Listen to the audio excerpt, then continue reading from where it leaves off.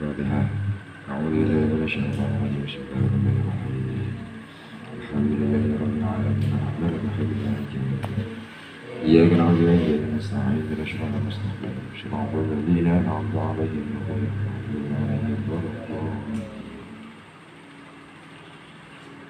قال المصنف رحمه الله تعالى ونفعني ونفعنا بعلومه في دارين آمين. Wa aksamuhu, saya ulangi di sini. Wa aksamuhu salah satu ismun wa fi'lun wa harfun ja'a li ma'na. Simak kitabnya disimak. Setelah di awal kita mengenal atau perkenalan dengan bab yang pertama adalah kalam. Syarat-syarat kalam harus memenuhi 4. Yang pertama adalah lafal, keterangan pahamnya yang gampang kamu paham. Lafal adalah hurufnya itu huruf hijaiyah atau suatu kata yang hurufnya ini memuat huruf hijaiyah, mulai dari alif sampai ya. Berarti kalau tidak memuat huruf hijaiyah, tidak masuk suaranya dengan huruf hijaiyah, berarti bukan lafal. Seperti suara burung, suara kamu kalau tidur ngorok, itu kan nggak bisa ditulis. Terus yang kedua murokkab. Murokkab ini tersusun minimal 2 susunan. Contohnya ya kemarin apa? Zaidun qaimun, doroba zaidun. Terus yang ketiga apa? Yang ketiga apa? Mufid. Mufid ini berfaedah, memahamkan. Kalimahnya ini memahamkan, dan memahamkan ini paham yang sempurna. Kemarin saya contohkan, yaitu ketika kita mendengar suatu ungkapan, orang yang mendengar ini tidak perlu bertanya lagi. Dia mendengar langsung paham, puas dengan maksud kata itu. Nah, itu namanya mufid. Faedah yang sempurna itu si sami, pendengar, ini dia mendengarkannya dengan puas, dalam arti itu paham betul. Dan mutakalim, orang yang mengucapkan ini tidak perlu mengulang. Contohnya kemarin apa? Contohnya apa? Ya seperti apa kemarin? Koma Zaidun, in koma Zaidun koma Amrun, doroba Zaidun Amrun. Zaid sudah memukul Umar. Ini kan kalau Sami mendengar Zaid sudah memukul Umar, ini kan sudah jelas, dia tidak perlu bertanya lagi. Tapi kalau hanya Zaid sudah memukul, ini pasti ada pertanyaan, siapa yang dipukul? Begitu. Terus yang keempat wadok disengaja. Wadok disengaja, tidak dalam keadaan melindur, tidak dalam keadaan mabuk. Sengaja dia mengucapkan itu dengan sengaja. Nah sekarang wa aksamuhu, pembagiannya kalam. Pembagiannya kalam itu salah satu ada 3. Yang pertama ismun, kalimah isim. Yang kedua fi'lun, kalimah huruf, kalimah fi'il. Yang ketiga wa harfun, dan kalimah huruf ja'a, yang datang apa huruf li maknan, ke arah makna. Jadi pembagiannya kalam sekarang, yang pertama kita sudah tahu Kalam itu ada 4 syaratnya: lafal, murokab, mufid, wadok. Lafal, murokab, mufid, wadok.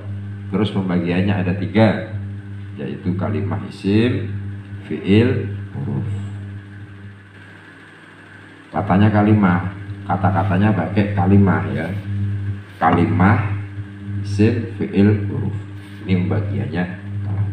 Kalimah isim apa? Kemarin kalimah isim apa? Coba yang keras.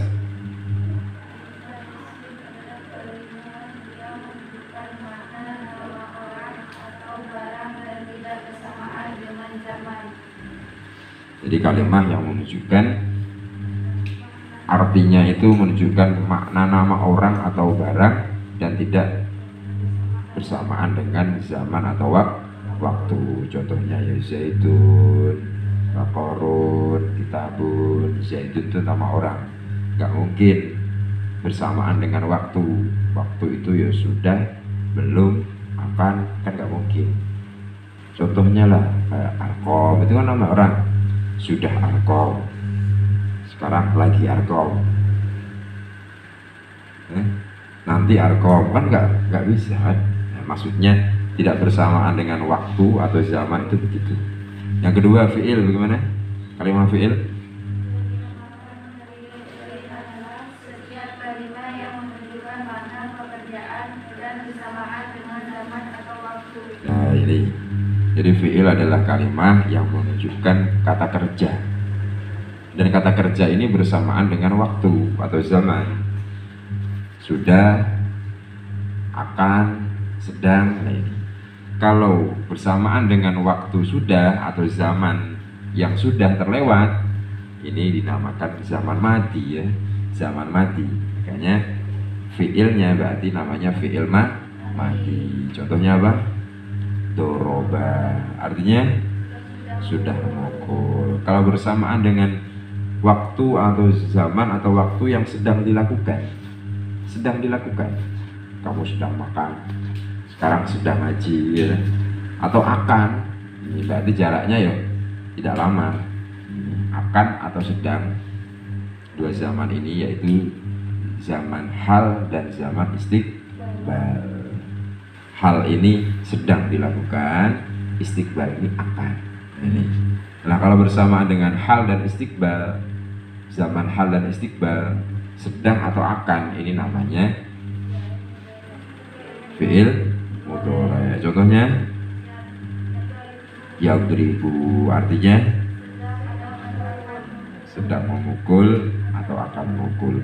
Kalau zamannya hal berarti sedang memukul, kalau istiqbalnya ya berarti akan memukul. Terus jika menunjukkan makna perintah, maka dinamakan fi'il amar.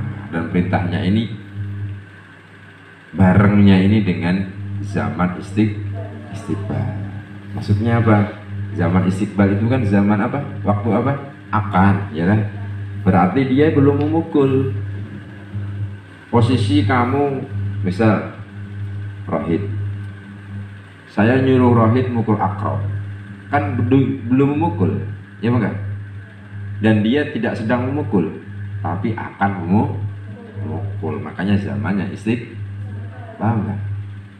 Bersamaan zaman istiqbal. Kalau sudah dipukul namanya enggak fi'il amar, enggak perintah, ya kan? Namanya perintah berarti belum dilakukan dan tidak sedang dilakukan.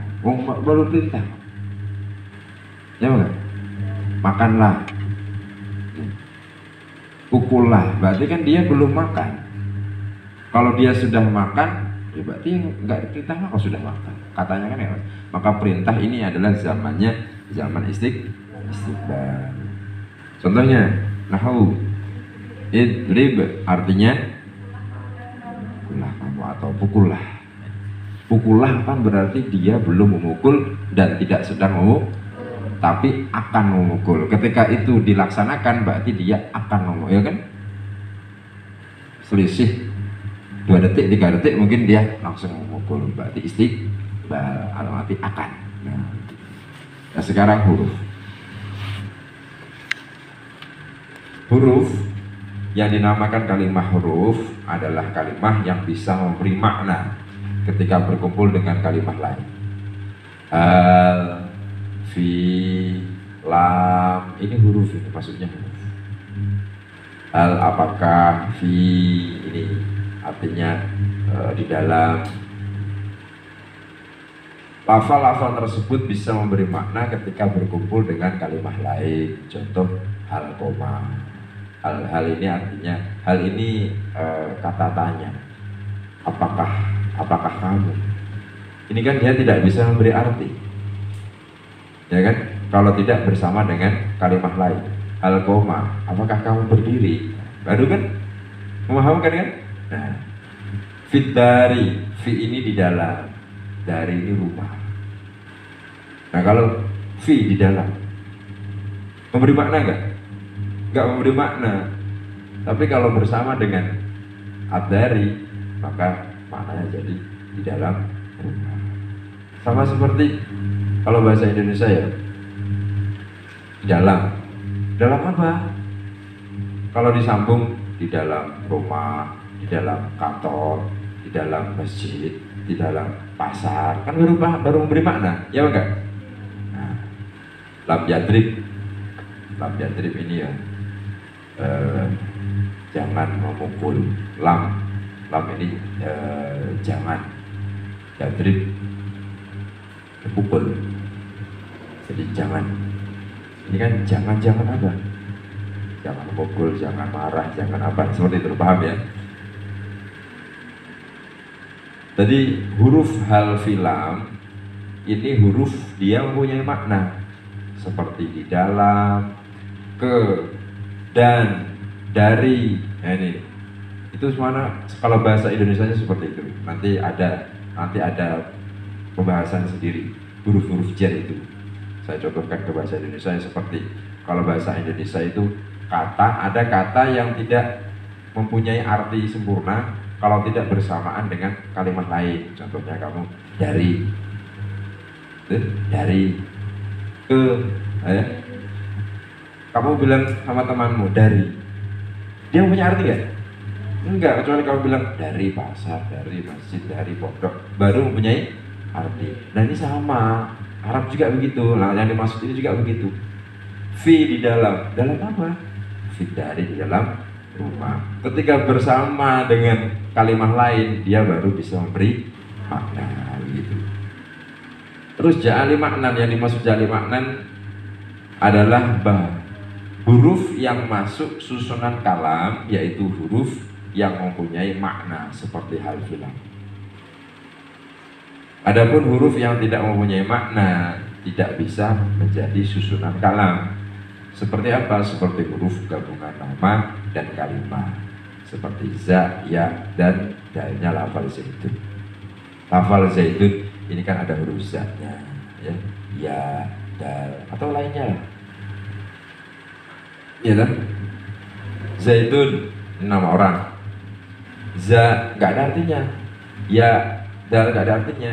Nah, tidak bisa jadi, bukan yang dimaksud bukan huruf seperti ini, tapi huruf-huruf yang mempunyai nama. Nah itu nanti hurufnya juga itu ada sudah disusun hurufnya, ada sendiri. Min, ila, an, ala, fi, ruba, ba, kaf, seperti, kaf, kal, komari. Kaf itu seperti, kal, komari, seperti rembulan. Kalau hanya seperti, ka itu seperti apa? Kan kalau seperti rembulan, seperti bintang, seperti kambing. Ya.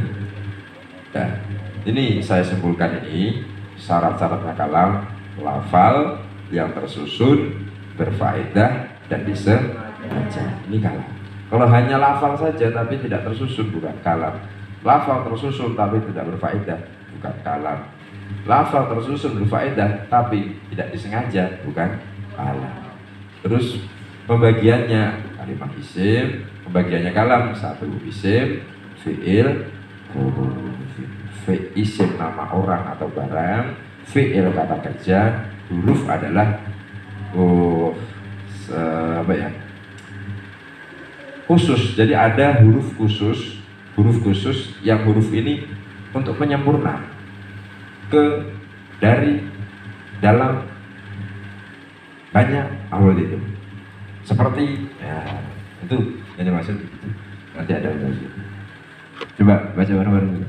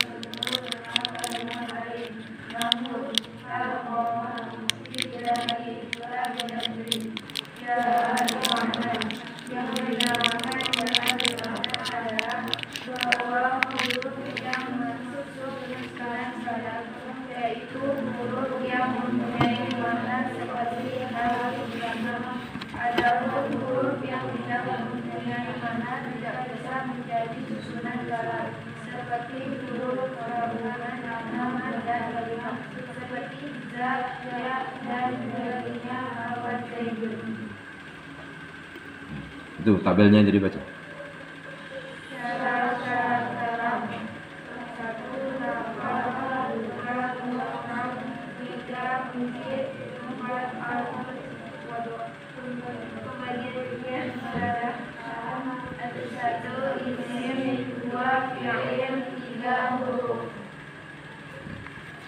Nanti malam Sabtu latihan ya, latihan.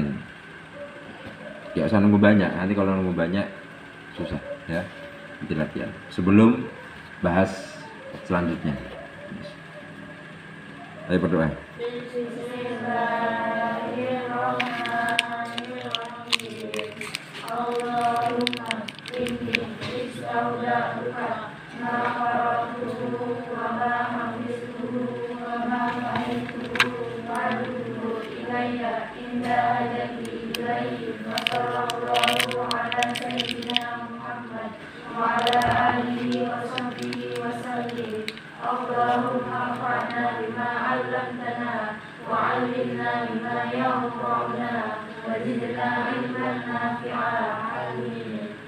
Assalamualaikum warahmatullahi wabarakatuh.